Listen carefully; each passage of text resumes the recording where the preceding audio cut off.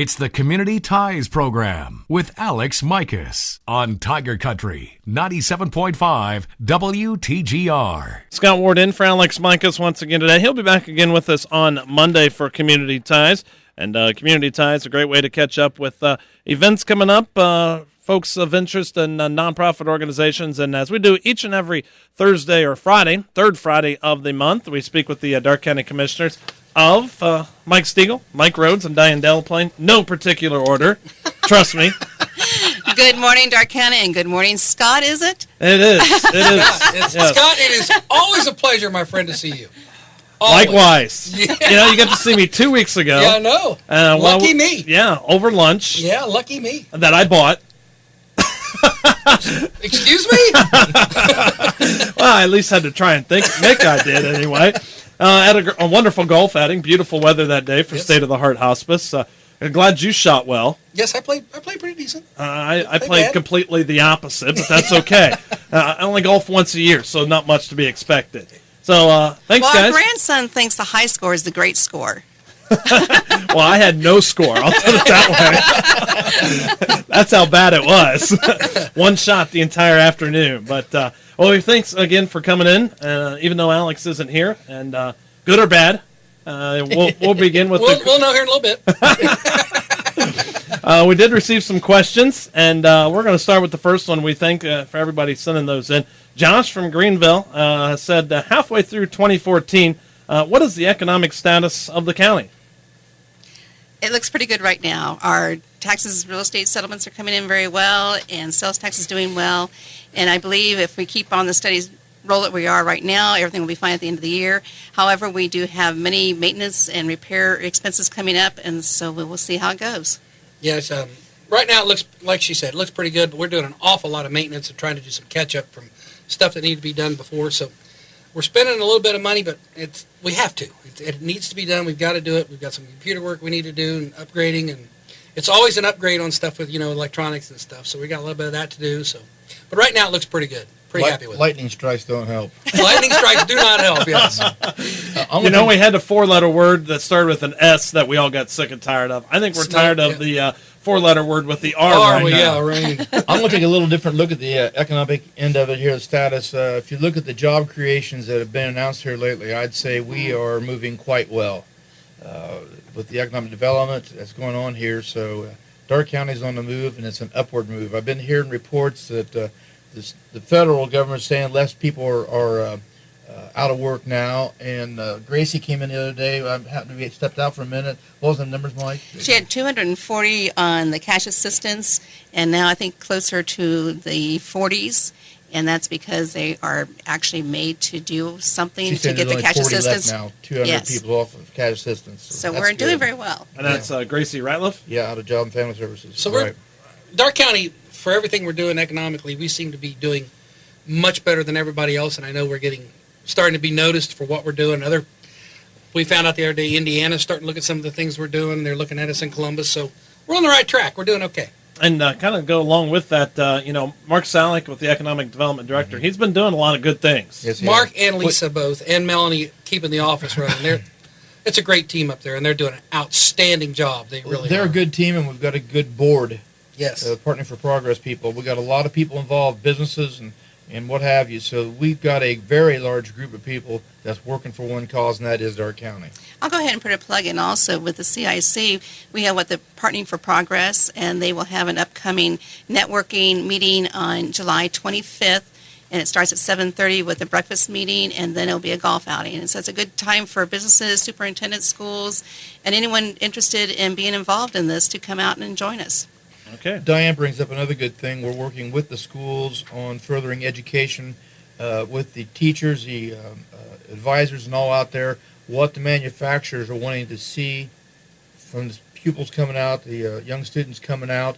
And we also developed a program, Take Charge of Your Life, that Mike and Diane go to often for the graduations. And that is not just for high school people, but that is also for adults out there that are in need of further guidance on how to prepare themselves to interview for jobs and finding jobs. And that rate, what's that rate? That's been doing pretty good. It's up around 70% now. Yeah, so we're doing pretty good. That's part of the economic status of the county. So we are working hard. It's the first time in Darke County's history, I think, that every village, all the school districts, all the businesses, they're all on board, pulling in the same direction. It's just really, we have a unique partnership, and we're doing very well with it. And I think it's something maybe people don't think about is getting into the schools, because they are the future, whether they're going off to college or going right into the job force. They are the future of Darke County. Yes, Well, Exactly. and the schools, they were, for the federal mandates and state mandates coming down, they were teaching that curriculum to satisfy for all the needs that they were dictated with. Well, that's good and well, but there's more needs out there. So consequently, all the Lisa Wendell and several of the superintendents at all the schools got with manufacturers and saying, hey, this is what we want your kids to have. And we've got a lot of internships going on right now, which is great. For example, I'm not picking on it, but there's students at Mrs. Cinema didn't even know that Midmark existed.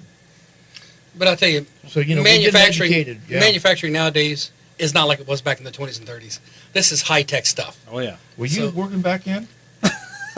That's how old he is. That's it. Moving on. Wow, that was a Next great question. one. That's a great way to finish that question. I knew you'd like that. Give Mike Rhoades the credit on that one. All right, moving on. Josh, we thank you for your question. Again, economic status looking good so far for 2014. On to our next one. Thomas from Ansonia wants to know, how is the insurance money distributed to the Agriculture Society, and what situation to the new structure? Mike Rhoades, I think you're interested in that one, right? Oh, yeah. I'll start with just a partial payment was made to the Ag Society in regards to the damage that has been done so far. And the final disbursement will happen after the completion of the project and also appropriate paperwork is done. And now I'll turn it over to Mike. Well, they got close to $900,000 is what the county insurance will be putting out. On top, they had extra money for the cleanup, so that they've got that money's coming in there. But like Diane's saying, the way the rules read is they have to complete so much before they can get so much in there. And So- I think if people drive by, they're seeing how quickly and how things are going really Well, out there. It's great. Commissioner Stegall and I were out there 3 weeks ago as Diane was off, and so we just stopped out there to see how it was going. Our noses were hurting us, and they had the footer in and one wall in on there. And then just last Monday, we had to go out to the Sheriff's Department. Diane alluded to that. We've got issues with communication that's coming up because, like Mike said, too, things are starting to get old.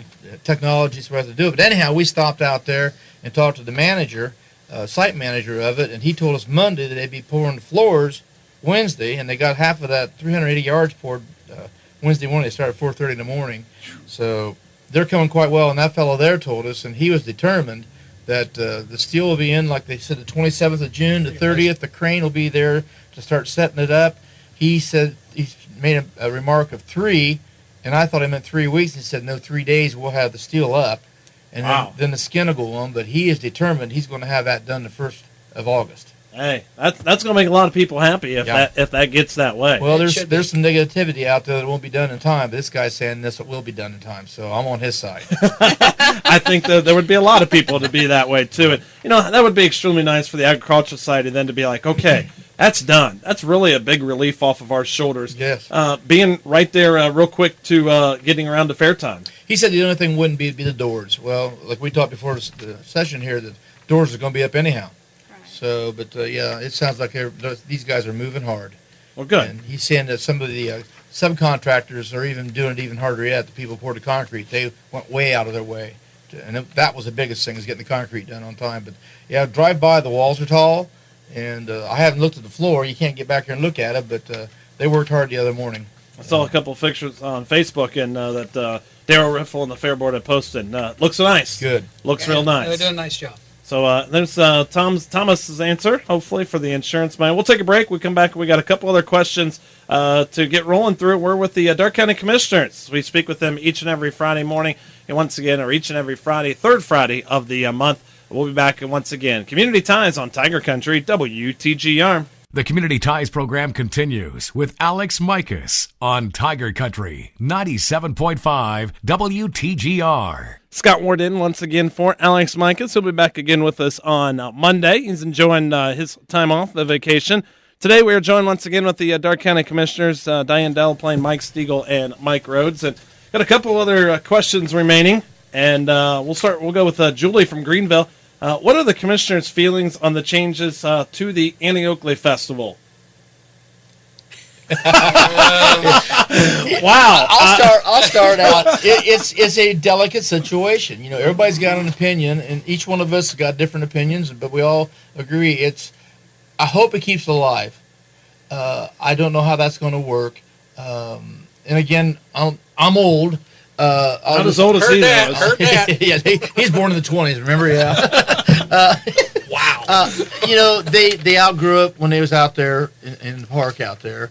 And they had to move somewhere, but it's a delicate how to answer that because I don't know what's going to happen. Nobody knows the future. I just hope they can. I wish them the best to keep going where they're at, but I know they've been struggling, and the times got tough for them. We all been through that, and all these festivals. Well, we've been talking about different golf outings. Nobody's getting in the golf outings anymore. So I'm not saying they did anything bad. I think times caught them. I really do. I just think it's kind of a shame that they have the gathering at Garst and Annie Oakley, and they can't just get back together. I'd like to see that. I think it's a shame that it's not in Greenville. They don't have a parade this year and stuff. But they can't do it. They can't do it. But I'd like to see both those get back together. I really would. And you want to keep the Annie Oakley, I think, personally, in effect, because, you know, she is Darke County. I have the idea. Why don't they call it Annie Oakley's Gathering at Garst? There you go. So, you know. And I go and attend both events now, and I have watched the Annie Oakley be as big as it could be. Like he said, it outgrew the area, and that's why they moved to the fairgrounds, and they did very well out there for many years. They brought in many different types of entertainment, cowboy entertainment and whip, and it just was really geared for Annie Oakley type of activities. But again, it has now diminished, and they're challenged with finding other areas of how to keep it thriving. And I wish them the best, like we've all said, and hopefully it all works out for both the groups. And I know in regards to the melodrama, they also had the melodrama out there, so I wish them the best and how that's going to be relocated. So good luck to those who have volunteered for many years with these groups, and hopefully we can survive right here in Darke County because it is Annie Oakley, Darke County. You mentioned a festival. Last week you guys were at the Poultry Days. Yes. You know, and that's one of the few parades around. You know, Troy Strawberry Festival did not have theirs. Well, they Annie didn't have a parade. I didn't realize that. No parade this year. No, we did not have it. Yeah, Annie Oakley, unfortunately, not having theirs. So, you know, parades are slowly dwindling too. But you guys were there last week, and boy, I think it was a pretty good crowd. And excellent. I made a comment. Usually we get heckled at parades. and well, Quite a bit. Well, in this time, I thought Scott Zumber was going to get it because all the property taxes went out. But I got to say, and it made me feel good. I hope we are doing good. No, it's not getting deep, Scott. You can keep your feet down. Is that he's got his feet up on the counter. No, I guess I heard it numerous times, and more than I normally hear, had people clap and thank us for the work we're doing, and I do appreciate that. I sincerely. We take a lot of heat, which that comes with a job, I understand, but I felt good. It felt good to go through the parade. And it was several places. It wasn't just one congregated group, but the crowd was a good crowd there, too. You couldn't ask for better weather for a parade there. No, that not was at made all. for Poultry Days. Yeah. It was perfect. Right. We thank the Tiger for being there, and thank you, Scott, and also thank you for the special recognition for the Vietnam veterans. They did an awesome job, and we sincerely appreciate all that, too. they had a nice little presentation on Saturday afternoon. They had a great number show up during the parade, close to 200 veterans. So it was good to see folks come back and show their appreciation for that. One final question. Alex wants to know, and I don't know if it's Alex from the Carolinas right now, from Greenville, or if it's just Alex, but It's our Alex. We know. It's probably him. he's not here to answer it, but he wants to know, what's your favorite activity during the summer? I love watching the grandchildren play in the different sports that they're doing. Going to our festivals is one of the highlights because we have many festivals throughout the county, and just enjoying the outdoor weather, boating and hiking, and just walking around the parks. Well, you know, I'm quite the golfer, so you would think that would be my favorite summer activity. But my favorite year-round activity is harassing you and Alex. That's my favorite activity. Well, you think you're quite good at it, so I got several of them. But, I always look forward to the fair season.